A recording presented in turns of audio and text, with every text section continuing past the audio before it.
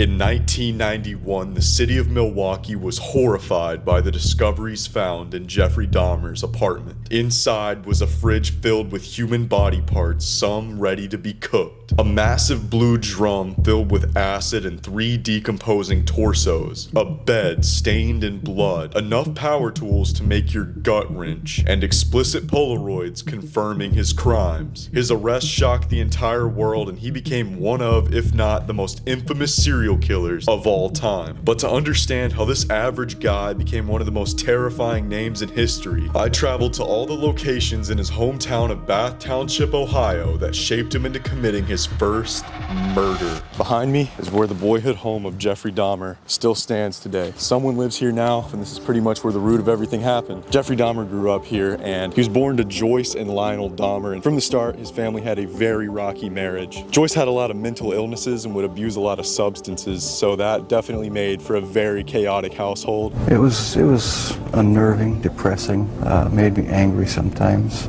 Most of the time they didn't seem to get along too well together. I never knew what the real underlying problems were. I didn't feel it was my place to ask. And Lionel, the father, was actually a chemist, and people say that he was a workaholic. So he was never really there for Jeff. As Jeff kind of got older, he was extremely isolated and neglected. He was alone most of his time. He had a little brother named David, and David was definitely the favorite out of the two, especially in the mother's side. But as Jeffrey got older, Lionel kind of realized, hey, I'm not involved in my son's life all that much. So they picked up a hobby together where they would drive down these roads and look for roadkill. They would go pick up this roadkill and dissect it together. And there used to be a shed somewhere on this property, and that's where they would perform all this. Jeff did exhibit an interest in the way bones clanked as he picked them up and put them back into the metal pail. There definitely were warning signs that I missed. This started as a hobby because Lionel thought, hey, my son just has an interest in biology, which he did, but it slowly morphed into more of an obsession and less of an interest. As Jeffrey Dahmer got older, he spent pretty much all of his time in the shed that was once here. He would steal hydrochloric acid from his father. It was pretty easy to get his hands on since he was a chemist, and he would dissolve this roadkill and do experiments in the shed and pretty much just isolate himself in here. It was basically like his own little makeshift lab. He would pick up roadkill on his own and just fell into obsession in that lab. What was an incident early on? Something about dead animals or something?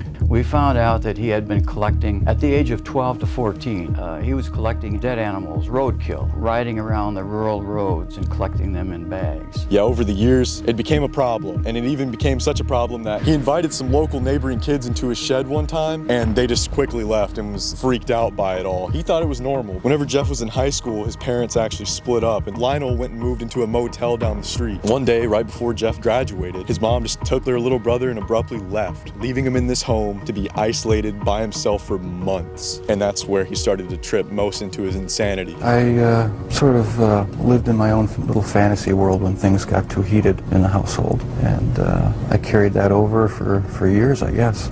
It is really crazy being here considering like how nice these houses are. This is an extremely nice house. It really is, and so are all the neighbors' houses. But it wasn't a nice home, to put it that way. And that's definitely the core of all of it. I had seen the house Jeffrey Dahmer grew up in and what life was like at home. And now I wanted to see what it was like when he went to school every day. But before I headed to the high school he graduated from, I stopped by the local library to find an actual yearbook of Jeffrey Dahmer's graduating year. Behind me is the school where Jeffrey Dahmer actually attended. It's not the same building. They tore the original building down, I think it was about 5 years ago in 2020, but it's the same land, same school, just a different building. So when Jeffrey Dahmer attended this school, at the beginning he just kind of blended in. He was just kind of, to be blunt with you, just a background guy. There was nothing really special about him, and people didn't really care for him too much. People didn't actually see him as a person and just kind of overlooked the problems that he was showing. He was just kind of the strange, socially awkward guy. But it's said that around sophomore year, he started to slip into becoming an alcoholic. There's a lot of reports that he would come to school wasted pretty much every single day. And there was always the smell of alcohol coming from his breath. He would slur his words a lot. People started to notice, even the teachers. He told him it was his medicine, but from the reports I've seen, it seems like the teachers and students all knew what was really going on. I said, Jeff, what are you doing out here? And he says, well, I got problems. I said, yes, I think you do. What do you got in the bag? And he said, refreshments. Here he had a 6-pack of beer, and one was already gone. And as I said, it's only 10 o'clock in the morning. But at some point in high school, Jeffrey Dahmer started to actually want attention. And the only way he could do that was all the people that went to this school called it doing a Dahmer, which is basically where he would just act mentally crazy to get some attention around here. Several of us went to the mall with him one time for him to act out and do nutty, crazy stuff in the mall that we just would watch from a distance. Going up an escalator the wrong way and yelling at people. He had a lot of nerve to do stuff. He'd yell at people, out of the way, out of the way. And he'd be going up the escalator the wrong way. But it worked. People thought it was hilarious. And he basically became like a class clown here. There is reports for a little while he actually did have a friend group. He had a friend group with John Backdurf and some of his friends too. And that's actually the guy who wrote and illustrated the book My Friend Dahmer that they based one of the movies off of that took place here. But he never really truly fit in with them. He was more of just kind of like the butt of the joke, I guess you could say, for them. But around the end of senior year, they thought it would be funny if they snuck Jeffrey Dahmer into all of the club photos. And they did do that and it worked. But one of the staff members didn't really think it was that funny. And she actually blacked out his face. And in the yearbooks, you can actually see where his face is blacked out. And it's kind of scary looking at it now, knowing like what ended up happening. But at the time, they were just fed up with the joke that was being pulled pretty much. There are some reports that back in the day, they would actually dissect animals like pigs and frogs here, which apparently Jeffrey Dahmer was extremely into, because that's basically what he did whenever he was at his house by himself all day. So yeah, he'd be into it here, of course. In 9th grade, in biology class, we had the usual dissection of fetal pigs. I took the remains of that home and kept the skeleton. He was getting his hands on as much stuff as he could, even if that meant getting some of the animals from his science labs that he was doing here. There's a few reports of Jeffrey Dahmer trying to fit in and be normal. Like he actually attended his senior year prom and went with a girl, but it's said that he left pretty quickly and went to go drink by himself because from the reports of John Backdurf, he couldn't pretend to be normal too long because that mask would slowly start to slip. It's safe to say that this place definitely shaped him because not only was he at home being isolated and neglected, but he would come to school and didn't really have many friends, didn't really have much of a social life, and he was still an outcast here too. Jeffrey Dahmer clearly had issues, whether at home or school, and his animal dissecting obsession was escalating fast, even getting to a point where animals weren't enough to satisfy. All right, so the house is actually right around the corner from us right now, but we came into this little neighborhood. The road that the house is on is a pretty busy street, so we just came to a more, private place. In the first instances of him ever admitting to wanting to kill is he claimed that there was a jogger that would always be running past his house, and apparently it would run past his house at the same time every single day, and he would run down these roads. And this is in the midst whenever he was starting to kind of fall into insanity. And so he started having fantasies about this jogger. He wanted to keep this jogger for himself.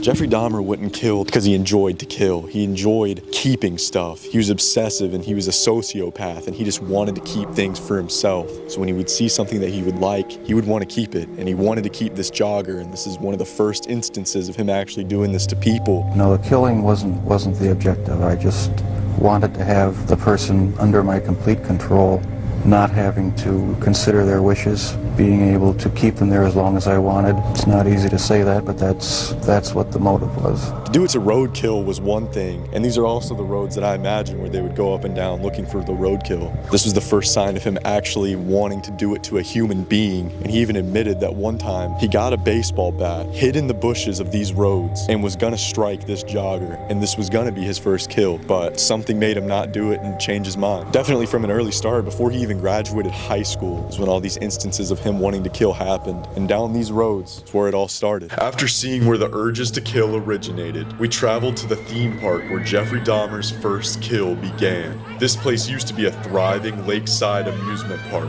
but now you have to travel deep into the woods to find it, and all that's left is remnants of the past. We're here at Chippewa Lake Park, which used to be an amusement park. There's still some abandoned rides here, which is actually kind of crazy. But basically, this is where Jeffrey Dahmer's first kill started. In 1978, there was a concert going on here, and there was a guy named Steven Hicks who was at the concert. It said that Steven Hicks was just a friendly, trustworthy guy who basically trusted anyone. He was always down for an adventure, and he was just a good guy. And it was around this time that Jeffrey Dahmer started having a hitchhiker fantasy, I guess you could say. It was shortly after the jogger incident. I had this reoccurring fantasy of meeting a hitchhiker on the road, and of taking him hostage and doing what I wanted. So after the concert in the park, Steven started trying to hitchhike back home, and well, Jeffrey Dahmer picked him up. But I mean, Steven wasn't worried. He trusted a lot of people, so he got in the car with Jeff. But instead of taking him home, Jeff basically said, hey, you want to come back to my house and we can keep drinking and having fun? So Steven was down for it, and they went to his house. It's said that for a little while they were doing that, just talking, having a good time, drinking at Jeff's house. There's no actual proof that this happened, but a lot of people speculate that Jeff made a move on Steven, which definitely set him off guard, to say the least. So it was around this time Steven got uncomfortable and thought it was about time to leave. He started heading out the door, and that's when Jeff got a horrible thought. He just intrusively picked up a 10-pound dumbbell and hit Steven in the back of the head, and he killed him.